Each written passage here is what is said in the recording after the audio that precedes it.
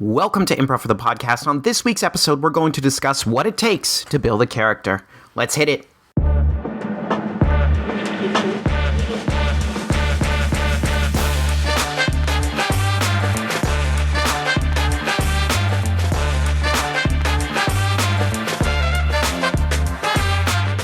Welcome to Improv for the podcast, and on this week's episode, you're going to sit down with me, the host, Michael E. Evans, and we're going to talk about, a little improv theory. We have these episodes come up every now and then, but this is one I've been thinking about recently, just what it takes to build a character. And this is a big part of the sketch comedy class I teach here at IFTP, but I also think, it's so applicable to our improv work because all the sketch stuff I teach is also rooted in improv. So building characters, creating characters is such an important tool in your scene work. So I wanted to kind of discuss kind of the three different parts of that I believe are pretty important to know about and kind of think about as you're going into your scene work. People always have so many things they're thinking about. They're like, I shouldn't ask questions, don't say no, blah, blah, blah, all these different things. But these are some different tools and techniques to help get you out of your head and get you into that yes and mindset, right? So with that said, there's kind of three different topics that I want to talk about on how to build a character that I think can really benefit and feed into your improv work. So the first one is your body. The second is your voice. And the third is, it's kind of multiple one. It's like your point of view, emotion. Yeah, kind of those two things, point of view and emotion. So we'll break down those three topics, talk about how to build a character. I'll give you some exercises. So let's get into it. All right, so the first part, your body. Your body is the greatest tool that you have, especially in improv, right? Your body is what you use to build everything about the scene, the environment around you, the objects that exist in the space, and your character. So to me, your body is such a great way to help you or kind of inform the character that you're playing as in any given improv scene. So for example, right, how you move on stage immediately as the scene starts influences the character that you are playing in that scene, right? What part of your body that you lead with, your chest, your elbow, your gut, your knees, your neck, your nose, your groin, right? All these different choices can influence a character, right? If a character is super confident, maybe they lead with their chest, and that kind of informs everything else, right? You figure out how this character moves, you make a choice, and the rest will fall into place. I lead with my chest. I'm going to sound very confident. Maybe like some sexy guy, like, hey, how's it going? Yeah, no, I'm here to fix the pipes, right? Just making that choice, leading with your chest. Man, I can just feel it, the confidence, a different sort of energy, right? Maybe hunching up your shoulders. Oh, hey guys, how's it going? Oh, wow. Little subtle things like that. Again, the rest of it falls into place.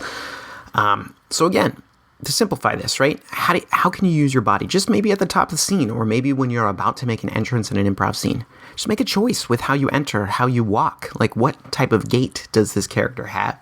Do they kind of have a limp going on about them?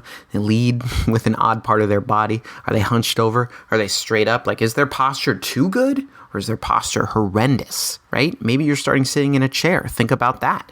How your body positioning can inform the rest of your scene. Such a powerful tool, right? And not only does it give yourself information about the character you're playing, it also gives information to your scene partner, and they can help kind of label you in what's going on. They see you slouching in your chair, that informs them that your character is dealing with something emotionally, right? And that can help feed the scene. And these are all things that can happen within the first couple of moments to really get your scene off the ground and running. So sometimes when we're talking about this in sketch class, particularly the body, an exercise I like to have my students do is something called a character walk. I did not make up this exercise. I can't remember where I learned it, but it's one that I love. I think I learned it in a movement class. But the whole point of the exercise is that you are moving about the space just kind of as a neutral version of yourself. And then you kind of morph into these different people. So I'll give a prompt like, all right, I want you to lead with your chest, right? Kind of see what that looks like. Okay, I want you to lead with your right elbow and see how that informs the character, right? just getting these simple prompts and being like, okay, I'll do this, I'll do this, I'll do this. And these characters naturally develop just from simple prompts. Then we take it even a step further. We do something like, now I want you to walk around as if you just won the lottery, right? And you see people, maybe they're skipping, they're jumping, you see smiles on their faces, right? Just their body changes. They're not making sounds. No words are coming out, just all physical.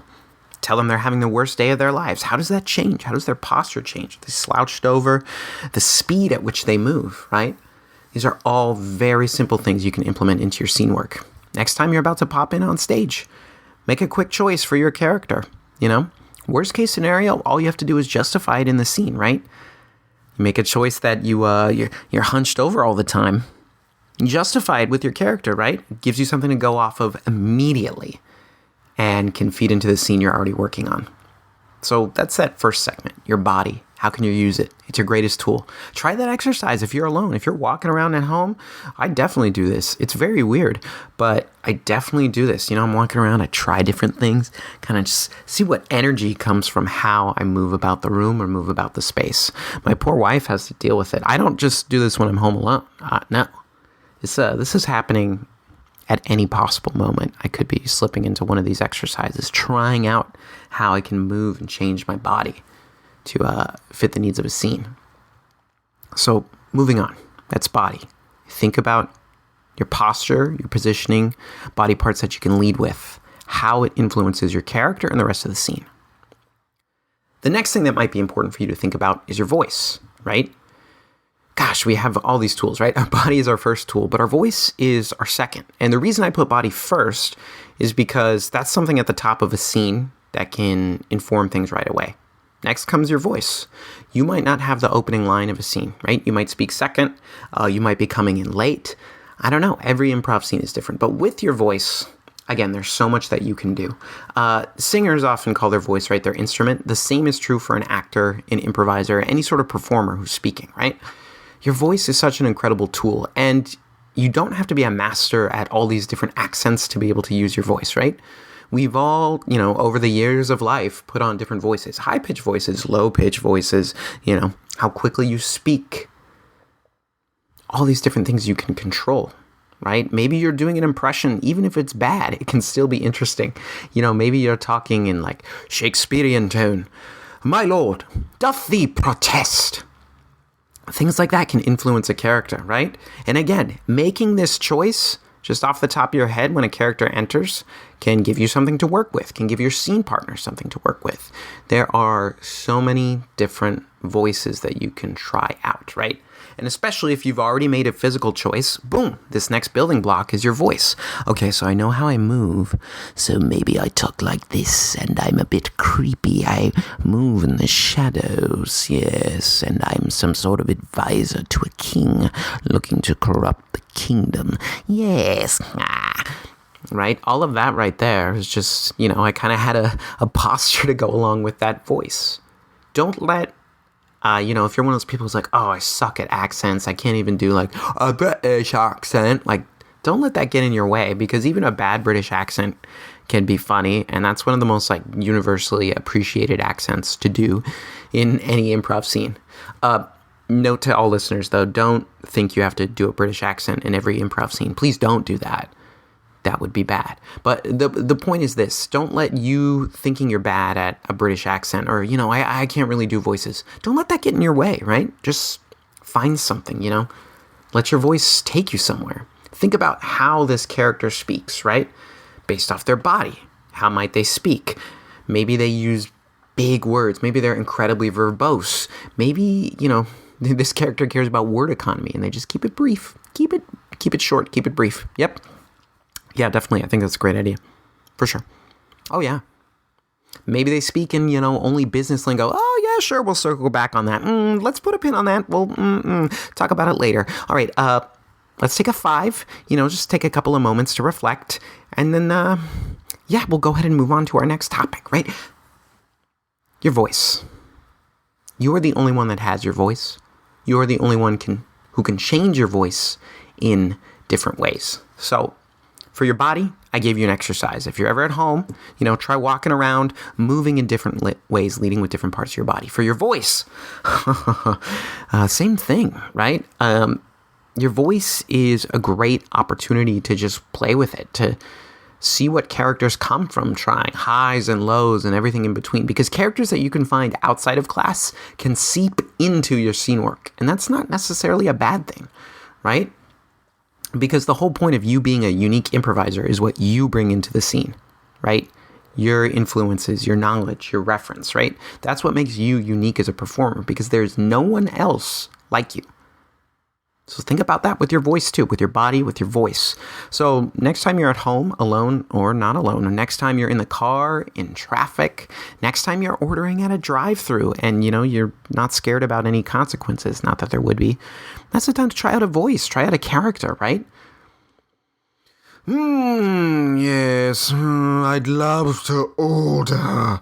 Let's see, and, espresso martini, please.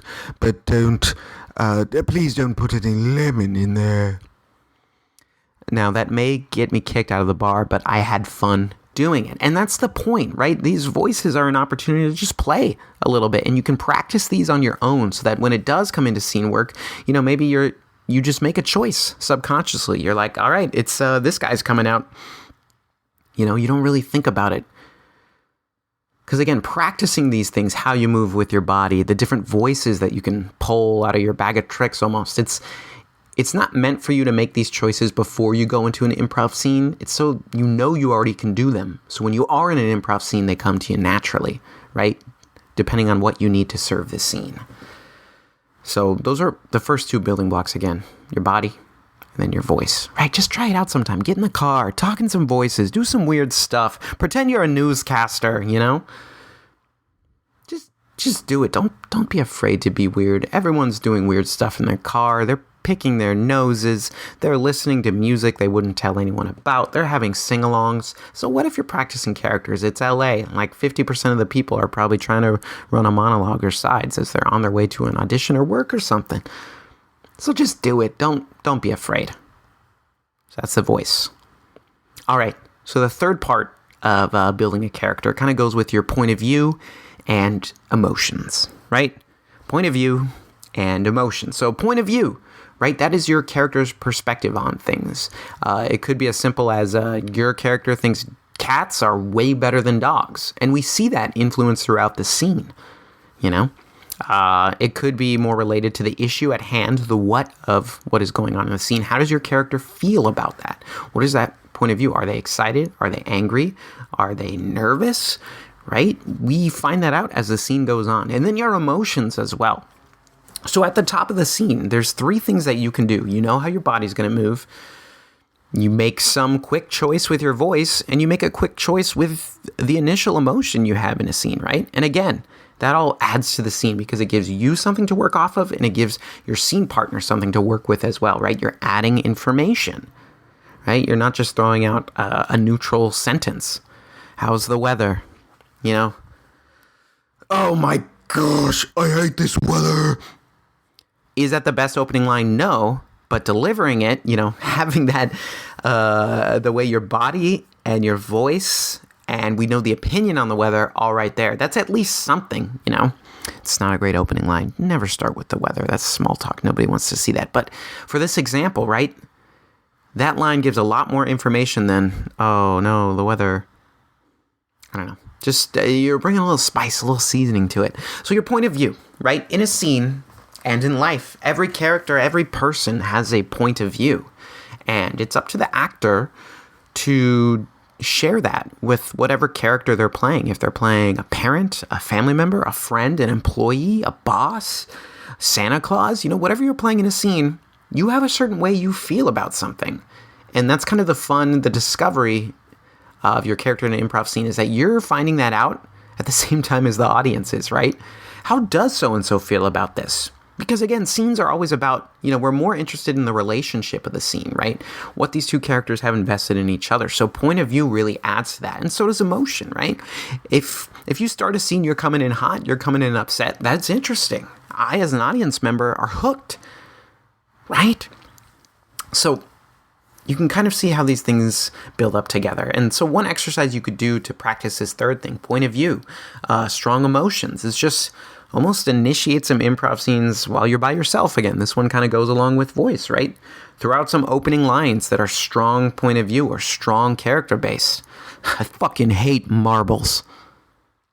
That's what? Okay, I want to get into that a little more. I don't think anyone feels that way about marbles, but that's a scene right there. That's something you can build off of, right? So just kind of give yourself that opportunity to initiate. Something's not quite right about this coffee. I should write down this clue. Things like that, right? These are opening lines that the point of view there, the emotion, right? It gives us something to work with. And to kind of tie this all together, right? These three different things: your body, your voice, your point of view, and emotions. You have to start with body and build up from there, right? It's the first building block. You start with your body. Your body influences your voice influences your point of view and your emotion that your character has. You need all three of these things to have a successful character, but it really starts with your body. Now, to clarify here, this sometimes can happen in reverse. You can enter a scene with a strong emotion, and then the rest comes afterwards. That happens all the time. But often for me personally, I love to start with my body and build up from there. But it's an interesting thing. This can go in reverse. They don't have to go in order. I just think as a general premise, if you're getting started with character building or are interested in learning more about it, it can be really great to start. Here's how my body is. Here's what my voice sounds like. This is my point of view and my emotions. But again, it's not always going to be that natural or that easy. And with that said, and like I mentioned at the beginning of this episode, this work, these kind of three things, right, is what I like to fold into work in the sketch comedy class, right? If we're creating a sketch, right, if you're writing a sketch, you want to be able to understand these three things about a character. If you think of iconic sketch comedy characters or even improv characters you've seen over the years, you're probably able to identify these three different things about them, right? Think of Chris Farley, Matt Foley, Van Down by the River, right? We know how he moved. He used his physicality, his voice, and we understood his point of view, right? His whole mission was to scare kids so they didn't end up like him, living in a van down by the river. All very strong and distinct things that built that character. You can apply this template to any sketch comedy character you like, and I believe that it will hold up. Man. This stuff gets me jazzed. So again, with this episode, I just want you to challenge you to look at your own work in improv class, in your next show, in your next, exercise that you do. Think about these things as you're going into your scene work, right? Use your body, use your voice, use point of view and emotion to influence this work, because you're probably already doing it. And if you just tweak a couple things, if you're just a little more intentional about it, it can really make your scene work soar, and it can help your partner as well, which is what improv is all about. You making choices to help the scene and set up your partner for success. That's what this helps you do. If you know these things about your character, how they move, how they sound, and how they feel, it's going to make the work so much easier for your scene partner. Right? Improv is a generous art form, so make choices that are generous and serve the other person in the scene. So with that said, to summarize, the three building blocks of a character are your body, your voice, and your point of view and emotions. Those three things. And as I mentioned earlier, right, and I'll say it again because I do these things and I'm a crazy person, and not that I'm the best improviser or anything, but, I like to do exercises that help, keep you sharp. We can't be in class all the time, right? Can't. It's unfortunate that Matt doesn't offer 24-hour improv classes anyway. But the point is, right, keep your skills sharp. There's always something that you can work on or prepare yourself for the next time you're in a scene. Use body exercises, the character walk, how you move. Try that when you're at home. Try that when you're in work. Maybe not at work. That's a risky one. Try that when you're at home. How do you move about the space? With your voice, Try different characters. What kind of voices do you have? What's in your repertoire? Doesn't have to be the most amazing accent, right? None of us are Meryl Streep. None of us are master impressionists. But just see what voices you have in you. I think you might surprise yourself. And finally, point of view and emotion. Just force yourself to do some initiating lines, right? I swear, if I hear that ringtone one more time, this relationship is over. I'm in it. I wanna see that scene. I'm there, front row. I am seated. Try those exercises when you're by yourself. Bring it into your scene work. It's not gonna make you worse. That's not a great guarantee. But the point is, right? Stronger characters means stronger scenes, means stronger opportunities for your scene partner, for you to go back and forth and set each other up with success. Thank you for listening to this episode. I hope you found some of this information helpful. I'm excited to see the characters that spawn from this. Character work is a big passion of mine. And as always, we'll be back next time with another episode. Got more great interviews coming up. Thank you so much for listening. This podcast, Improv for the Podcast, can be streamed anywhere you listen to podcasts. See you next time. Improv for the Podcast was created by Matt Moore and Michael Lee Evans. Edited and produced by Michael Lee Evans. And finally, presented by Improv for the People. Interested in more IFTP? You can visit us at improvforthepeople.com or on our socials, such as Instagram, TikTok, Twitter, and YouTube. Remember, new episodes are released weekly. Thank you for listening. We'll see you next time.